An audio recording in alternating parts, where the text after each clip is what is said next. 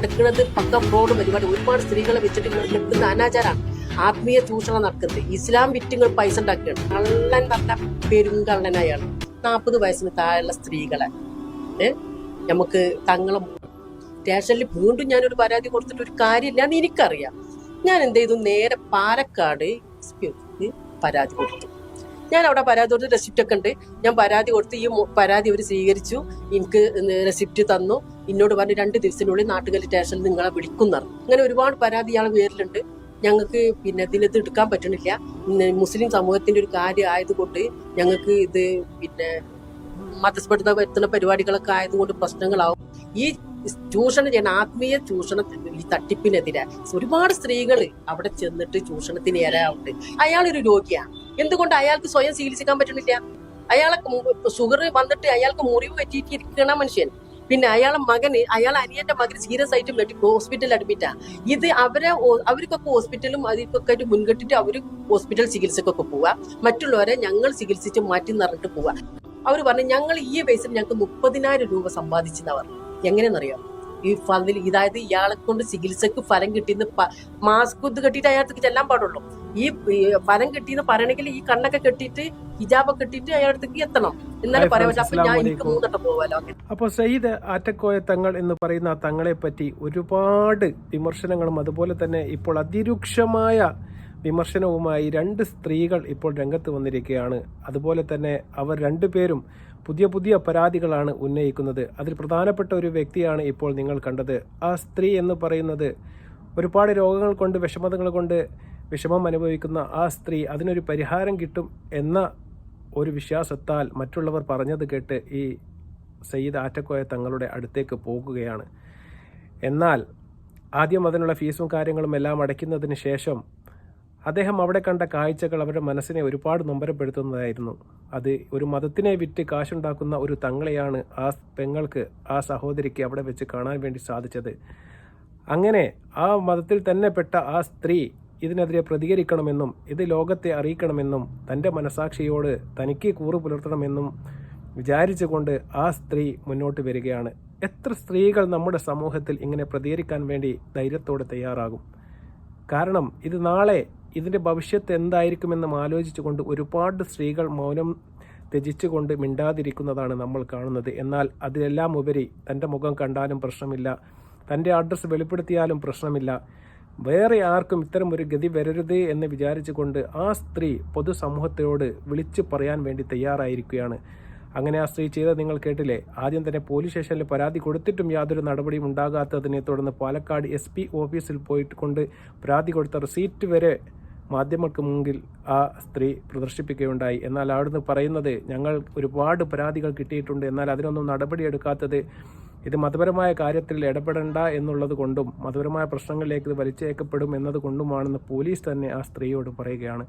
എന്നാൽ അവിടെ നടക്കുന്നത് ചികിത്സയല്ല, മതത്തെ വിറ്റ് പൈസ ഉണ്ടാക്കലാണ് എന്ന സ്ത്രീ പച്ചക്ക് പറയുന്നു. അതുപോലെ തന്നെ വളരെ മോശമായ രീതിയിൽ സ്ത്രീകളെ മറ്റുള്ളവർക്ക് കൊണ്ടുപോയി കൊടുക്കാൻ വരെ പറയുന്ന രീതിയിലുള്ള ശക്തമായ ആരോപണങ്ങളാണ് ആ സ്ത്രീ ആറ്റക്കോയ തങ്ങൾക്കെതിരെ ഉന്നയിച്ചിരിക്കുന്നത്. തീർച്ചയായിട്ടും ഒരുപാട് വീഡിയോകൾ ഞാൻ കണ്ടിട്ടുണ്ട് ആറ്റക്കോയ തങ്ങൾ വെല്ലുവിളിക്കുന്നത്. എനിക്കെതിരെ കേരളത്തിൽ എവിടെയെങ്കിലും ഒരു പോലീസ് സ്റ്റേഷനിൽ ഒരു പരാതിയെങ്കിലും ഉണ്ടോ എന്ന് ആ തങ്ങൾ ചോദിക്കുന്ന വീഡിയോ തീർച്ചയായിട്ടും ഇപ്പോൾ നമുക്ക് ധൈര്യത്തോടെ പറയാം, ഉണ്ട്. ഇപ്പോൾ ആ സ്ത്രീ നിയമപരമായി പരാതി കൊടുത്തിരിക്കുകയാണ്. തീർച്ചയായിട്ടും അതിന് തങ്ങൾ തന്ന മറുപടിയും തീർച്ചയായിട്ടും വളരെ സ്വാഗതാർഹം തന്നെയാണ്. എന്നാലും ഈ സ്ത്രീ ഒരുപാട് പറ്റിക്കപ്പെടുകയാണ്. 6000 ചില്ലാണം രൂപയാണ് ആ സ്ത്രീയിൽ നിന്നും അവിടുത്തെ ആൾക്കാർ വാങ്ങിയെടുത്തത്. ഇങ്ങനെ ലക്ഷക്കണക്കിന് നമ്മുടെ വരുന്ന ആരാധകരാണ് അവിടെ തടിച്ചു കൂടുന്നത്. വിശ്വാസികൾ എന്ന് വേണ്ടി പറയാൻ വേണ്ടി പറ്റുകയില്ല, ആരാധകരെന്ന് വേണമെങ്കിൽ നമുക്ക് പറയാം. അവരോട് എല്ലാവരോടും പൈസയും പൊന്നും പണവും എല്ലാം വാങ്ങിയെടുക്കുകയാണ്. നമ്മുടെ സാധാരണക്കാർ കഷ്ടപ്പെട്ടുണ്ടാക്കുന്ന പൈസ, അതുപോലെ തന്നെ ഗൾഫ് പ്രവാസികളും മറ്റു നാട്ടിലേക്ക് അയച്ചു കൊടുക്കുന്ന പൈസ, അതെല്ലാം നമ്മുടെ സഹോദരിമാർ ഇത്തരം ഒരു അബദ്ധത്തിൽ ചെന്ന് ചാടുകയാണ്. തീർച്ചയായിട്ടും അതിനൊരു ഉദാഹരണമായിട്ട് ആ സ്ത്രീ തന്നെ പറയുന്നുണ്ട്, ഈ തങ്ങളുടെ കാലിൽ മുറിവ് വന്നുകൊണ്ട് ഷുഗർ കൂടി ഇരിക്കുന്നൊരവസ്ഥയാണ്. അതുപോലെ തന്നെ ഇദ്ദേഹത്തിൻ്റെ അനിയൻ്റെ മകൾ സീരിയസ് ആയിട്ട് ഹോസ്പിറ്റലിൽ കിടക്കുകയാണ്. ഇത്രയും വലിയ കറാമത്തുള്ളൊരു വ്യക്തിയാണ് അദ്ദേഹം ഉണ്ടെങ്കിൽ എന്തുകൊണ്ട് അദ്ദേഹത്തിന് സ്വയം ചികിത്സിച്ച് അതൊന്നും ഭേദമാക്കാൻ വേണ്ടി കഴിയുന്നില്ല? അവിടെ എല്ലാവരെയും ഹോസ്പിറ്റലിലേക്ക് പോയി ചികിത്സിക്കുന്നു. ബാക്കിയുള്ള ജനങ്ങളുടെ എല്ലാ സുഖേടുകളും അദ്ദേഹം സ്വയം ചികിത്സിച്ച് മാറ്റുന്നു എന്ന് അദ്ദേഹം തന്നെ അവകാശപ്പെടുന്നു. 16 വർഷമായി സംസാരിക്കാത്ത കുട്ടി അദ്ദേഹത്തിൻ്റെ അടുത്ത് എത്തിയപ്പോൾ സംസാരിക്കുന്നു. തേൻ ഊതാൻ വേണ്ടി പ്രത്യേകം ടോക്കൺ പൈസയാണ്, പാൽ ഊതാൻ വേണ്ടി പ്രത്യേക പൈസയാണ്. ഒരുപാട് അനാചാരങ്ങളുടെ ഒരു മറ തന്നെ അവിടെ നടക്കുന്നുണ്ട് എന്ന കാര്യം ഈ സഹോദരി പൊതുജനങ്ങൾക്ക് മുമ്പാകെ വന്ന് പറയുകയാണ്. തീർച്ചയായിട്ടും നമ്മൾ ആ സ്ത്രീയെ അവിശ്വസിക്കേണ്ടതില്ല എന്നാണ് എനിക്ക് തോന്നുന്നത്. എന്നാൽ ഈ സ്ത്രീക്കെതിരെ നിയമ നടപടിയുമായി മുന്നോട്ട് പോകുമെന്നാണ് സയ്യിദ് ആറ്റക്കോയ തങ്ങൾ പറഞ്ഞത്. തീർച്ചയായിട്ടും അതിനെ നമ്മൾ സ്വാഗതം ചെയ്യുകയാണ്. അദ്ദേഹത്തിന്റെ വാക്കുകൾ സ്വീകരിക്കാൻ പോകണം. ഞാൻ ഒരിക്കലും എന്തില്ല, ഞാൻ ചില്ലറ പൈസകൾ വാങ്ങാറുണ്ട്, നമ്മൾ പറയാൻ പാടില്ല. ഞാനിവിടെ വന്നു കഴിഞ്ഞാല് നമ്മൾ എന്തെങ്കിലുമൊക്കെ ചെറിയ ചെറിയ കാര്യത്തിൽ ഇവിടെ വലിയ പൂജകളൊന്നും ഇല്ല കേട്ടോ, പൂജയും കാര്യങ്ങളൊന്നും ഇതില്ല ഇവിടെ ഇല്ല. ചെറിയ ചെറിയ കാര്യത്തിൽ ചെറിയ ചെറിയ പൈസകൾ നമ്മൾ എന്തുണ്ട് ആളുകളോട് ചോദിക്കും, മനസ്സിലായില്ലേ? പിന്നെ കാണാൻ വരുമ്പോ ചിലപ്പോൾ ആൾക്കാർ എന്തെങ്കിലും തരും, ചിലപ്പോൾ തരൂല. ചിലപ്പോൾ ഒരാൾ വന്നൊരു 500 തരും, അതിന്റെ ബാക്കിൽ വന്ന ആള് കഷ്ടപ്പാടാ പറയാം, ഈ പൈസ എത്ര എന്ത് ചെയ്യും ഒരു കൊടുക്കും. എന്റെ വീട് കണ്ടില്ലെങ്കിൽ 1600 സ്ക്വയർ ഫീറ്റ്, 1600 സ്ക്വയർ ഫീറ്റ് മുതലുണ്ടാക്കാൻ നമുക്ക് എന്ത് ഇഷ്ടം പോലെ നമുക്ക് ഉണ്ടാക്കാം.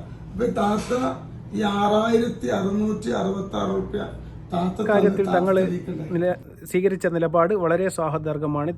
തീർച്ചയായിട്ടും നിയമത്തിന്റെ വഴിയിൽ ഞാൻ നീങ്ങുമെന്നും വക്കീലിനെ കണ്ട് കേസുകൾ ഫയൽ ചെയ്യുമെന്നാണ് തങ്ങൾ പറയുന്നത്. അതിന്റെ ആവശ്യമില്ല. ആ സ്ത്രീ തന്നെ പരാതി കൊടുത്തിട്ടുണ്ട്. തീർച്ചയായിട്ടും തങ്ങളുടെ ഭാഗം തങ്ങൾക്ക് തെളിയിക്കാവുന്നതാണ്. അതുപോലെ തന്നെ ആ സ്ത്രീ പൈസ കൊടുത്തിട്ടുണ്ടെങ്കിൽ അതിനുള്ള തെളിവ് അവരും നൽകേണ്ടത് തന്നെയാണ്. അതിൽ യാതൊരു തർക്കവുമില്ല. എന്നാൽ മറ്റൊരു സ്ത്രീ കൂടി ഇദ്ദേഹത്തിനെതിരെ ആരോപണവുമായി രംഗത്ത് വന്നിട്ടുണ്ട്. അതുകൂടി നമുക്കൊന്ന് കേൾക്കാം. അപ്പോൾ അയാൾ ഈ ഒരു പാത്രത്തിൽ കുറേ സ്വർണം കൊണ്ടുവന്ന് ആരോ വെച്ചിക്കണേ. അപ്പോൾ അയാൾ ആ സ്വർണം ഇങ്ങനെ ഓരോ ആൾക്ക് എടുത്തു കൊടുക്കുക. ഒരു മൂല്യ തന്തണ്ട് അയാൾക്ക് എടുത്തു കൊടുത്ത്, എന്നാൽ അത് എത്ര മോതിരം നോക്കുക, എത്ര വളമുണ്ട് നോക്ക്, എത്ര കമ്മലുണ്ട് നോക്ക്, എത്ര പാസറുണ്ട് നോക്ക്. അങ്ങനെ പറഞ്ഞ നോക്കിയില്ല. കുറേ ഞാൻ ഇരുന്നപ്പോൾ ആള് പറഞ്ഞു, ഗൂഗിൾക്ക് പൈസ ഇട്ട് തരണം, എന്നാലേ നോക്കുള്ളൂ, 5000 10,000 ഞാൻ അവിടെ നോക്കുള്ളൂ, ഇല്ലെങ്കിൽ ഈ പാത്രത്തിൽ വല്ല സ്വർണ്ണം ഇടണം എന്ന് പറഞ്ഞാൽ ഇഞ്ചത്തെ ഇടാല്ലേ, ഇനി സ്വർണ്ണം ഇടാല്ല, ഇഞ്ചത്തെ ഒരു പൈസ ഇടാല്ലേ. ഞാൻ അങ്ങനെ തന്നെ നീച്ചു പോന്ന് പുറത്തിരുന്നു. അയാൾ കുറച്ച് കഴിഞ്ഞൂടെ പോയി തല എല്ലാ പെണ്ണുങ്ങളുടെ അടിയിൽ കൂടി അയാൾ നടക്കണുണ്ട്. അപ്പം അയാൾ നല്ലൊരു തങ്ങളാണെങ്കിൽ ഒരു പെണ്ണുങ്ങളെരിയത്തേക്കും ഒരു പെണ്ണുങ്ങളെ മോറ് കാണാൻ ഒരു പെണ്ണുങ്ങളോട് അഭിപ്രായം പറയാനുമില്ല. അപ്പോൾ അവിടെ നിന്ന് ഇറങ്ങിയിട്ട് പറയാം, അപ്പുറത്ത് പാലുണ്ട് ഊതാൻ പൈസ വേണം, ഇപ്പുറത്ത് തേനുണ്ട് ഊതാൻ പൈസ വേണം, അപ്പുറത്ത് വെള്ളമുണ്ട് ഊതാൻ പൈസ വേണം എന്നെല്ലാം പറഞ്ഞപ്പോൾ ഞാൻ ഊതിയില്ല. സ്ത്രീ വിഷമത്തോടു കൂടി പറഞ്ഞത് നിങ്ങൾ കേട്ടുകാണും. ആ സ്ത്രീ സുഖമില്ലാഞ്ഞിട്ട് വേദപ്പെടുമെന്ന ഒരു അവസ്ഥ പറഞ്ഞു കേട്ടപ്പോൾ അവിടെ എത്തിപ്പെട്ടതാണ്. എന്നാൽ ആ സ്ത്രീയുടെ കയ്യിൽ 100 രൂപ മാത്രമേ ഉള്ളൂ എന്നതുകൊണ്ട് തങ്ങൾ ആ സ്ത്രീയെ ശ്രദ്ധിച്ചില്ല എന്നാണ് ആ സ്ത്രീ പറയുന്നത്. പൊന്നിൻ്റെ കാര്യവും പണത്തിൻ്റെ കാര്യവും എല്ലാം പറഞ്ഞുകൊണ്ട് പാൽ ഊതണമെങ്കിൽ പൈസ വേണം, പൊന്നിൽ ഊതണമെങ്കിൽ പൈസ വേണം എന്നെല്ലാം പറഞ്ഞുകൊണ്ട് ആ സ്ത്രീയെ പുറത്താക്കുന്ന ഒരു കാഴ്ചയാണ് കണ്ടത്. അതുപോലെ തന്നെ ആ സ്ത്രീ പറയുന്നുണ്ട്, തനിക്ക് വയസ്സ് കൂടുതലായതുകൊണ്ട് തന്നെ തിരിഞ്ഞു നോക്കിയില്ല എന്നൊരു മെച്ചമായ ഒരു സംഭാഷണം കൂടി അതിൻ്റെ ഇടയിൽ ആ സ്ത്രീ പറയുകയുണ്ടായി. എന്താണ് അവിടെ നടക്കുന്നത്? ആത്മീയ ചൂഷണത്തിൻ്റെ മറവിൽ ഇങ്ങനെയും ചില ആൾക്കാർ നടക്കുന്നുണ്ട്. തീർച്ചയായിട്ടും അതിനെതിരെ പൊതുസമൂഹം പ്രതികരിക്കാതിരിക്കുന്നതാണ് ഏറ്റവും വലിയ ഒരു തെറ്റ് എന്ന് പറയുന്നത്. നമ്മുടെ മുഹമ്മദ് നബി സല്ലല്ലാഹു അലൈഹി വസല്ലമയുടെ പരമ്പരയിൽപ്പെട്ട തങ്ങളുടെ പേരമക്കളായ ഒരുപാട് സയ്യിദന്മാർ നമ്മുടെ കേരളത്തിൽ വളരെ സാഹദാർഗമായ പ്രവർത്തനങ്ങളും അതുപോലെ തന്നെ സേവനങ്ങളും നൽകി വരുന്ന ഒരുപാട് തങ്ങന്മാർ നമ്മുടെ കേരളത്തിൽ തന്നെ നമുക്കുണ്ട്. അത് പ്രധാനപ്പെട്ട ജിഫ്രി മുത്തക്കോയ തങ്ങൾ, ഉള്ളാളം തങ്ങൾ, ഖലീൽ ബുഖാരി തങ്ങൾ, പാണക്കാട് സയ്യിദ് മുനവർ അലി തങ്ങൾ, ഒരുപാട് തങ്ങന്മാരുടെ പരമ്പര. പാണക്കാട് തങ്ങന്മാരും ഇതുവരെ ഇങ്ങനത്തെ ഒരു യാതൊരു വിഷയവുമായിട്ട് പൊതുജനങ്ങളുടെ മുന്നിലേക്ക് ഒരു ആരോപണം പോലും ഇന്ന് വരെ വന്നിട്ടില്ല. എന്തുകൊണ്ട്? അവരൊക്കെ എത്ര യതീം മക്കളെ കല്യാണം കഴിക്കുന്നു, ഒരുപാട് പാവപ്പെട്ടവരെ അവർ സഹായിക്കുന്നു, അവിടുന്ന് ഭക്ഷണ പദാർത്ഥങ്ങൾ കൊടുക്കുന്നു, എന്തെല്ലാം സേവനങ്ങളാണ് പാണക്കാട് ഇന്ന് ചെയ്തുകൊണ്ടിരിക്കുന്നത്.